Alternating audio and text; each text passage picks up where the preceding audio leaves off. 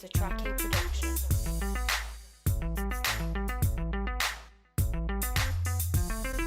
Buongiorno a tutti, słuchajcie, jak widać w dzisiejszym odcinku nie 2 kółka, a 4, 2 są w gratisie.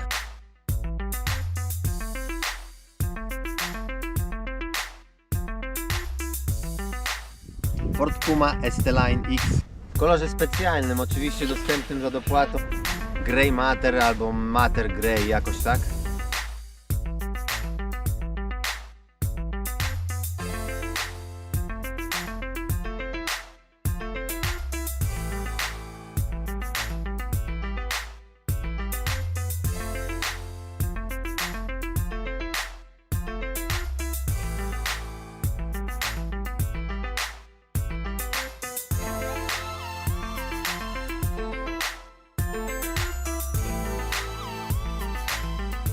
Można to nazwać taka zimowa zapchaj dziura. Pokażę wam dzisiaj ten oto samochód i jestem właścicielem. To mam od ponad roku i przejechałem ponad 23 tysiące kilometrów.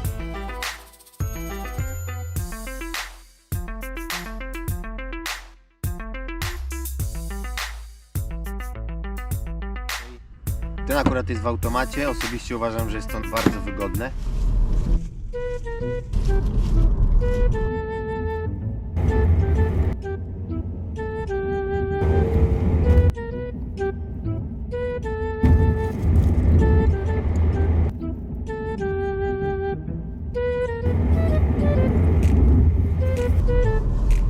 Tak, dobra.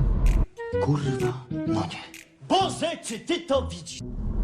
Nie no, słuchajcie, ja sobie robię. Nie wolno oczywiście rozmawiać przez telefon w samochodzie, bo to jest zabronione. Co do skrzyni biegów, tutaj mamy 7-stopniowy, dwusprzęgłowy power shift od Forda. I muszę przyznać, że ta tutaj spisuje się naprawdę zajebiście. Zmienia ona bieg płynnie i praktycznie nieodczuwalnie. To jest najlepsze rozwiązanie pod względem komfortu, a w szczególności w mieście, ale niestety jest to za dopłatą.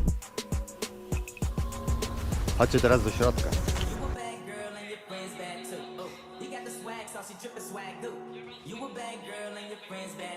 Cyfrowy wyświetlacz akurat w tej wersji działa bardzo dobrze, płynnie. Przejdźmy dalej. Dotykowy ekran. Tutaj też nie ma żadnych zastrzeżeń, wszystko działa szybko, płynnie. Plusem jest to, że są jeszcze dodatkowo przyciski do tych najważniejszych funkcji: klimatyzacja, ogrzewanie, fotele, co dzisiaj nie jest takie oczywiste. Co do wykończenia wnętrza, miękki materiał, przyjemny w tej wersji, ale połowa drzwi to twardy plastik, deska rozdzielcza to samo, tutaj jest dosyć miękko, ale tu jest już bardzo twardo. Co do tych plastików i ich jakości, tu już widać kilka zarysowań. To akurat sprawka mojej żony, bo ja z przodu tu po tej stronie nie jeżdżę, ale muszę akurat ją obronić, bo żeby te plastiki porysować, naprawdę nie trzeba się mocno starać. Są dosyć twarde i według mnie za bardzo podatne na porysowanie. Widać, ja mam 1,78 m wzrostu, siedzę dosyć wygodnie. Tylna kanapa też nie jest źle, ale osoby wyższe albo bardzo wysokie, już takie powyżej 1,90 m, mogą mieć naprawdę problem. Zarówno z kolanami, które będą dotykać fotela, i prawdopodobnie głowa, która dotyka podsufitki. Bagażnik 461 litrów. Bardzo dobry wynik jak na swoją klasę. W skrzyni bagażowej znajduje się tak zwany mega box z korkiem spustowym. Tak to sobie Ford wymyślił. Można pranie zrobić. Ocencie sami, czy to jest przydatne. Bardzo ciekawe rozwiązanie. Pozostając jeszcze przy części bagażowej auta, tutaj są takie zaczepy, które Ford po prostu dał dupy. Starczy dotknąć paluszkiem. Hop! Drugi tak samo. Tak praktycznie co kilkadziesiąt kilometrów one się same odczepiają. Ta roletka sobie kurwa lata, więc trzeba je z powrotem zaczepić. Ford, pała. Wystarczyłoby się delikatnie lepiej przyłożyć i byłoby wszystko w porządku. Tu naprawdę nie trzeba wielkiej filozofii.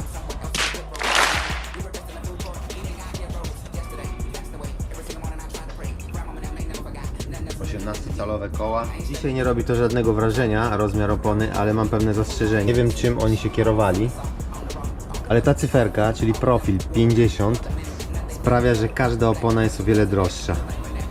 Nawet 20 cali oponę można kupić dużo taniej. Więc tak jakby ktoś chciał kupić ten samochód, to musi się przygotować, że tutaj wymiana kapci będzie dużo droższa.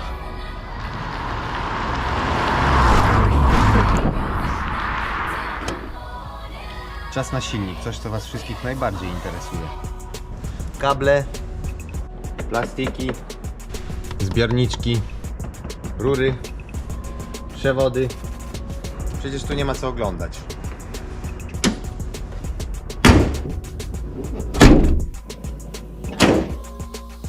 Tutaj jest litrowy, 3-cylindrowy silnik EcoBoost. Mild Hybrid, czyli miękka hybryda tak zwana. To oznacza, że jest tutaj mały silnik elektryczny podłączony do akumulatora i on wspomaga konwencjonalny układ napędowy. Moc to 125 koni. Kierowniku, pewnie szybki, co? Nie, jak tu idzie? Ja spod świateł zawsze pierwszy.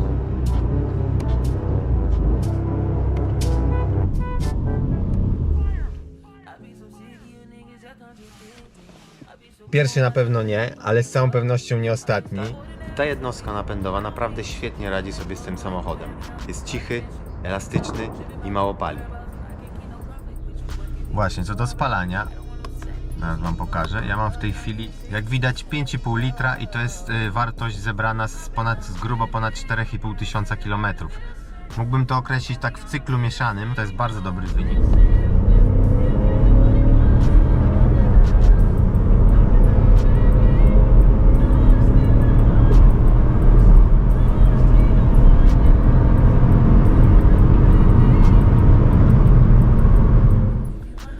Mamy tutaj kilka trybów jazdy. Przycisk od sterowania znajduje się tutaj. Umiejscowienie nie jest najlepszym wyborem. Być może nie mieli gdzie tutaj tego upchnąć. Jeśli ja sobie butelkę tutaj w tym miejscu będę chciał postawić, a tu jest właśnie miejsce na butelki, dostęp jest taki trochę mało wygodny. Jak ktoś ma większe ręce, to może mieć po prostu trudniej nauczyć w nie trafiać.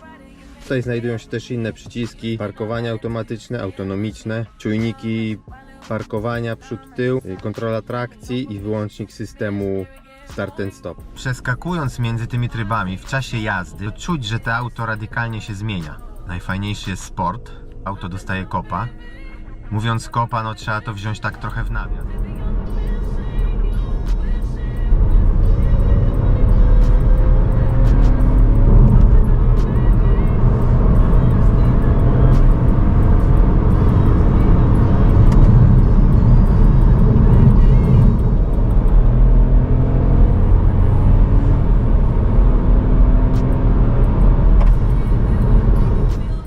Tutaj takie króciutkie podsumowanie silnika właściwie. Ja uważam osobiście, że jest to jeden z najmocniejszych punktów tego samochodu.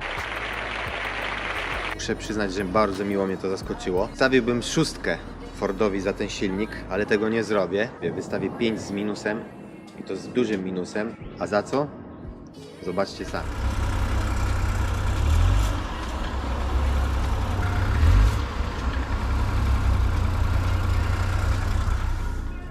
Tak on właśnie pracuje na zimnym silniku przez dosłownie kilka minut. Mam na myśli teraz w okresie zimowym, w lato czegoś takiego nie ma. I właśnie za to jest ten duży minus. Jest to wkurwiające i bardzo niemiło się tego słucha. Żyjemy w czasach, kiedy z telefonem w ręku można zrobić bardzo dużo rzeczy. I tak jest też w tym przypadku. Aplikacja Ford Pass. Oprócz tego, że można zobaczyć, gdzie samochód się znajduje, można umówić się na wizytę w serwisie i takie tam różne rzeczy. Ale najlepsza jego funkcja jest mianowicie taka, że można go uruchomić zdalnie. Wygląda to tak. Trochę czasu trzeba poczekać. Bardzo wygodna rzecz. Używam tego dosyć często. Tak samo można go wyłączyć. Ciekawostka odnośnie tej aplikacji, która pozwala nam włączyć auto zdalnie. Nie daje nam możliwości ustawienia temperatury wcześniej przed uruchomieniem. Ani w lato takiej niskiej, a w zimę nie daje nam możliwości też ustawienia tej temperatury maksymalnej. W lato on to robi sam, nie wiem kurwa jak, ale uwierzcie mi, że to działa. I w lato wsiądziemy już do samochodu schłodzonego, a w zimę wejdziemy do samochodu nagrzanego.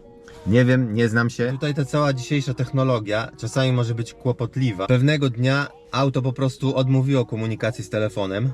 Udałem się do serwisu i rezultat był taki. Stało na 3 dni w serwisie. Nie była to żadna usterka mechaniczna.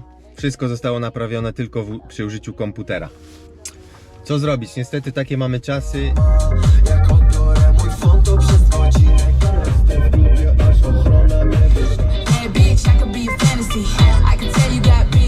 to wszystko fajnie sobie gra. Świetny zestaw audio. BO, Bang & Olufsen. Głośniczek z przodu. Tutaj głośnik. W przednich drzwiach. Z tyłu oczywiście też mamy głośniki. W bagażniku też znajduje się subwoofer. Gdzieś go sprytnie schowali, ale przyznam, że nie wiem gdzie. Chociaż mnie to nie za bardzo interesuje. Ale jeśli ktoś w Fordzie zdecydował, że wrzuci tak fajny sprzęt audio do tego samochodu, no to należałoby się lepiej postarać. Pokażę wam zaraz, o co mi właściwie chodzi.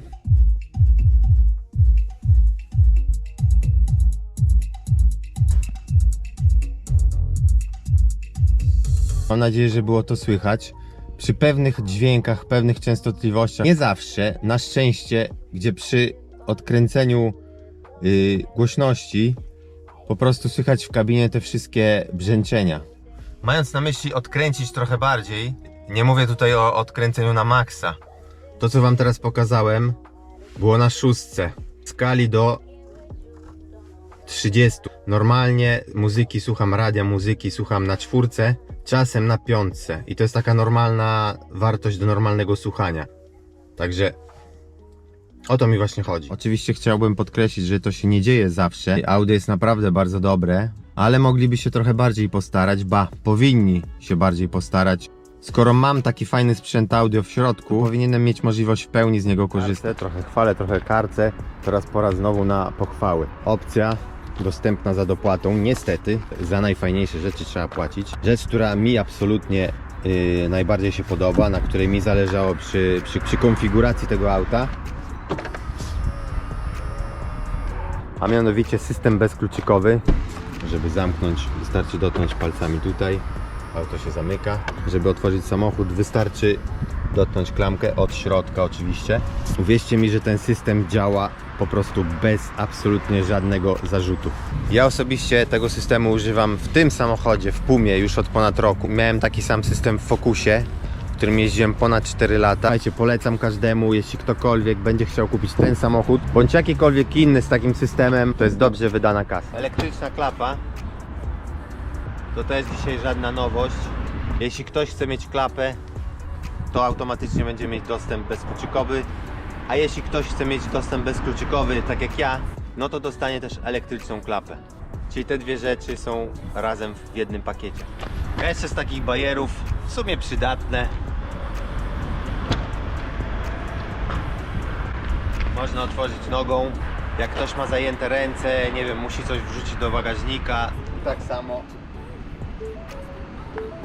można ją zamknąć. Ale z tymi elektrycznymi klapami trzeba uważać na myjni, na automatycznej myjni. Ja z takich bardzo rzadko korzystam. Co trzeba zwrócić absolutnie uwagę? Że szczotki, które będą myć tutaj tą część samochodu, mogą po prostu ją aktywować.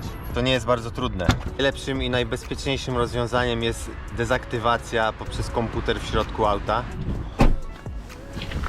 Ja tutaj oczywiście mam wszystko po włosku, ale ikonki są bardzo proste, więc ustawienia, auto, elektryczna klapa. Aktywacja elektrycznej klapy albo dezaktywacja elektrycznej klapy. Pamiętajcie zawsze, żeby przed wjazdem na automatyczną myjnię to zrobić. No i otwarcie klapy na automatycznej myjni, ja pierdolę, koszty są zajebiście wielkie. Wrócimy jeszcze na chwilę do tematu wizyt w serwisie. Ta związana z brakiem łączności między telefonem i samochodem nie była niestety jedyna. Pierwszy chłodny dzień okazało się, że nie ma ogrzewania w samochodzie. Natychmiast więc udałem się do serwisu. Jaki rezultat? Ponownie 3 dni bez auta. Co się okazało? Wymieniony został silniczek od ogrzewania.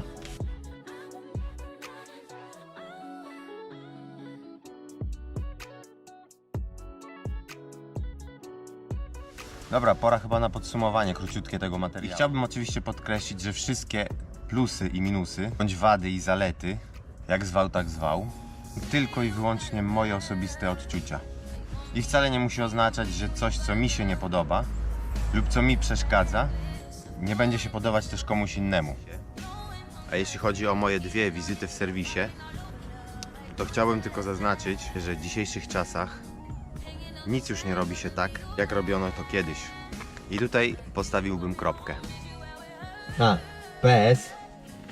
Pamiętajcie o subskrypcji darmowej, lajkach jeśli filmik Wam się podobał. Link do subskrypcji znajdziecie w opisie filmu.